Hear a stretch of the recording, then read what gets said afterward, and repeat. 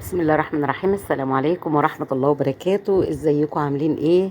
زي ما انتوا شايفين كده عاملين النهاردة تحفة فنية، صينية جلاش بأسهل طريقة. كمان حلوة قوي، حشوتها مختلفة، طريقتها مختلفة وسهلة. ولو عندك لفة جلاش بايتة او مثلا لازقة ببعضها او مش بتتفرد، دي الطريقة ديت هتبقى حلوة جدا. جبت بصلتين كده وخرطتهم زي ما انتوا شايفين، الخرط باينة كده، يعني تقدري تخرطيهم على ايدك او تبشريهم بالمبشرة عادي. وحطيت زيت على سمنة، وبدأت اشوح البصل، فلفل الوان بقى اللي كان عندي اصفر واخضر بس عملته.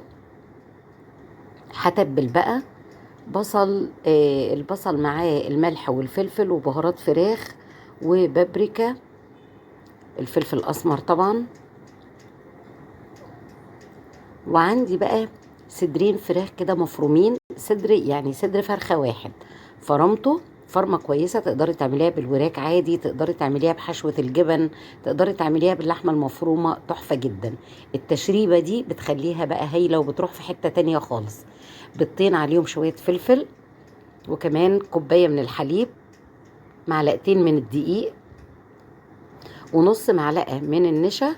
وهقلب كل المكونات الحلوة دي مع بعضها وتتضرب كويس كده بالمضرب اليدوي عادي خالص. ادي نص معلقة النشا اهي.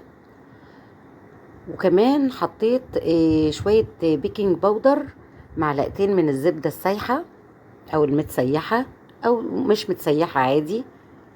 هتضربي بقى كل المكونات الحلوة دي مع بعضها، وممكن نحط كمان على التشريبة شوية زيت. وهتجيبي بقى لفتين الجلاش او لفة الجلاش، انا عاملة صينية كبيرة جدا فعشان كده خدت لفة تحت ولفة فوق.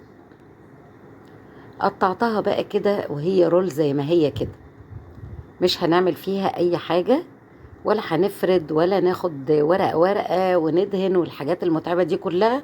الصينية دي يا جماعة بتتعمل في وقت قصير جدا، على ما الحشوة اللي انت عاملاها تستوي بتكوني قطعتي الحاجات دي كلها، يعني كلها على بعضها كده ما تاخدش وقت خالص. كمان لو عندك بواقي جلاش وما انتش عارفه تستخدميها في ايه وبتنشف طبعا لما بنطلعها من اللفه بتاعتها، تقدري تعمليها بنفس الطريقه دي. دهنت الصينيه بقى دهنه كويسه كده من السمنه البلدي، وترشي بقى الايه الطبقه الاولى. تبداي تحطي الحشوه الجميله بتاعتك يا جماعه، الجلاش بالفراخ في حته تانية خالص، تحفه. وحل سريع، مش لازم يكون لحمة مفرومة، يعني حل سريع وحل متاح لو عندك صدور فراخ مثلا او اي حاجة. ممكن تعمليها بالوراك مفيش مشاكل.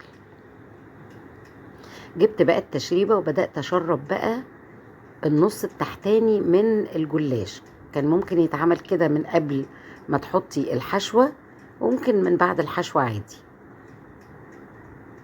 عندك بقى جبنة موتزاريلا تحطيها في النص، عندك جبنة رومي تحطيها في النص، عندك جبنة شيدر، اي حاجة. انا كان عندي شوية رومي مبشورين حطيتهم اهو، كانت مبشورة ناعمة قوي. بدأت بقى ايه احط الجزء التاني اللي فوق اللفة التانية، يعني انا قلت لكم الصينية دي كانت كبيرة جدا. كملت بقى شوية حليب كده يجي نص كوباية على اللي باقي من التشريبة، ورشيته فوق.